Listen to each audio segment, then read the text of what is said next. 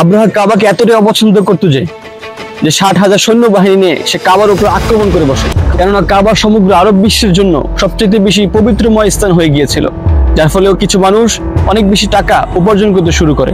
এর ফলে আব্রাহার খুব রাগ হতো যে এই গরিব মক্কাবাসী যাদের কোনো গভর্নমেন্ট নেই, না আছে কোনো সরকার, তারা কেন সমগ্র বিশ্বের কেন্দ্রবিন্দুতে পরিণত হবে। এই জন্য সে মক্কা আক্রমণের পূর্বে তার নিজ সালতানাত ইয়েমেনের রাজধানী সানাতে একটি চর্চা বানায়, যেন লোক কাবাকে ছেড়ে তার চর্চার মধ্যে আসে। কিন্তু তার এই প্রজেক্ট সম্পূর্ণরূপে ব্যর্থ হয়, যার ফলে তার হাতে একটি মাত্র অপশন থাকে, যে কোনো ভাবে কাবাকে ধ্বংস করা যায়। আব্রাহা কোনো বাদশার ঘরে জন্মগ্রহণ করেনি, বরং রোমান এম্পায়ারের একটি ছোট শহরের একজন ছোট ব্যবসায়ীর গোলাম ছিল। মূল বিষয় হচ্ছে ইয়েমেন আর হাবশার মধ্যে লড়াই অনেক বছর আগে থেকে চলছিল। হাবশায় বসবাস করতো খ্রিস্টান এবং ইয়েমেনে বসবাস করতে হচ্ছে ইহুদি। তো কি হচ্ছিল, ইহুদিরা প্রথমে হাবশা আক্রমণ করে যেখানে খ্রিস্টানরা বসবাস করত। হাবশা আক্রমণ করার পরে সেখানে অনেক হত্যাযজ্ঞ চালায়। আর তৎকালীন সময়ে বিশ্ব পাওয়ারের মধ্যে ছিল রোমান এম্পায়ার, এবং রোমান রাজা তাতে অনেক বেশি ক্ষুব্ধ হয় এবং সে একটি সৈন্যবাহিনী প্রেরণ করে ইয়েমেনে। প্রেরণ করার পরে সে সৈন্যবাহিনী সেখান থেকে ইহুদিদের চিরকালের জন্য নির্মূল করে ফেলে, এবং সেই সেনাবাহিনীর মধ্যে নেতৃত্ব দিচ্ছিল আব্রাহা, যেখানে সে ১,০০,০০০ সৈন্যবাহিনী নিয়ে যায় এবং ইহুদিদেরকে একেবারে কচুকাটা করে। এই জিতের পরে আব্রাহা অনেক বেশি শক্তিশালী হয়ে ওঠে এবং সে হাবশা থেকে ইয়েমেনকে একেবারে পৃথক করে ফেলে, যার ফলে হাবশার বাদশা তখন তার উপরে ক্ষুব্ধ। এবার বাদশা সরাসরি আব্রাহার বিরুদ্ধে সৈন্যবাহিনী প্রেরণ করে, এবং যেই সৈন্যবাহিনী আব্রাহার বিরুদ্ধে যুদ্ধে লিপ্ত হয়, কিন্তু এই বাহিনী তার সেনাবাহিনীকে হত্যা করে আব্রাহার সামনে উপস্থিত হয় এবং আব্রাহার সাথে এই সেনাবাহিনী যুক্ত হয়ে যায়। এরপরে সে সমগ্র আরবের মধ্যে সবচেয়ে বেশি শক্তিশালী বাদশা হয়ে যায় এবং তার জনপ্রিয়তা তুমুল বেগে বৃদ্ধি পেতে শুরু করে, শুধুমাত্র এক জায়গা ছাড়া। প্রতি বছর হাজারো মানুষ মক্কায় আগমন করে। তো আব্রাহা ভাবলো যে এটা আহামরি কি, আমরা একটা বানিয়ে ফেলি। এই জন্য সে নিজের রাজধানী সানাতে একটি চার্চ বানায়, সেখানে দুনিয়ার সমগ্র দামি দামি হিরে জহরত এবং অলংকার গুলো দিয়ে সেটাকে পূর্ণ। কিন্তু তখনকার সময়ের মধ্যে পৃথিবীর সবচেয়ে সুন্দরতম একটি ভবন হয়ে ওঠে, এবং আরবরা এর পূর্বে কখনো এত সুন্দর আলিশান বাড়ি কখনো কেউ দেখেনি। কিন্তু সবাই এখানে যেত, কিন্তু ইবাদতের উদ্দেশ্যে কেউ যেত না। সবাই ইবাদতের জন্য একমাত্র কাবায় গমন করত। এত কিছু করার পরেও যখন আব্রাহা ব্যর্থ হয়, তখন তার কাছে একটি মাত্র পথ বাকি থাকে।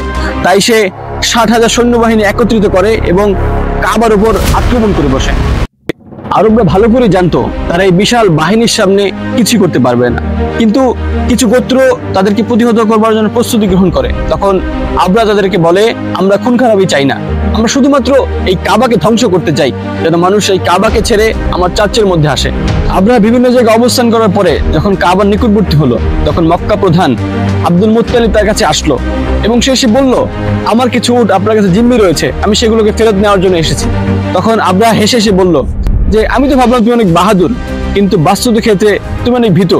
যে এটা আপনার এবং কাবার মালিকের মাঝের মামলা, এই বিষয়ে আমি বেশি কিছু বলবো না, কিন্তু আমি এতটুকু নিশ্চয় দিতে পারি যে কাবার মালিক এই কাবার মধ্যে বিন্দু পরিমাণ আচর কাউকে দিত না।